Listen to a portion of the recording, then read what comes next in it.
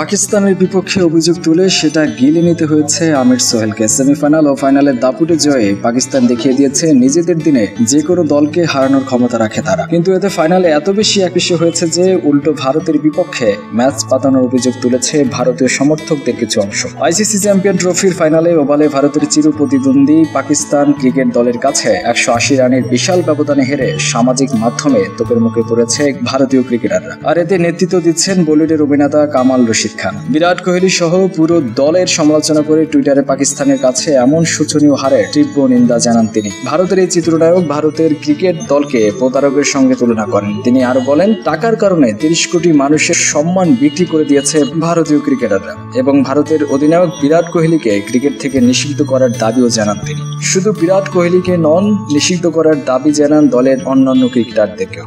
এমনকি ভারত পাকিস্তান ম্যাচকে পাতানো ম্যাচ হিসেবে দাবি করেছেন এই চিত্রনায়ক। আপনার পছন্দের তারকাদের লেটেস্ট নিউজ আপডেট পেতে আমাদের চ্যানেলটি এখনই সাবস্ক্রাইব করুন আর প্রতি মুহূর্তের নোটিফিকেশন পেতে বেল আইকনে ক্লিক করতে ভুলবেন না।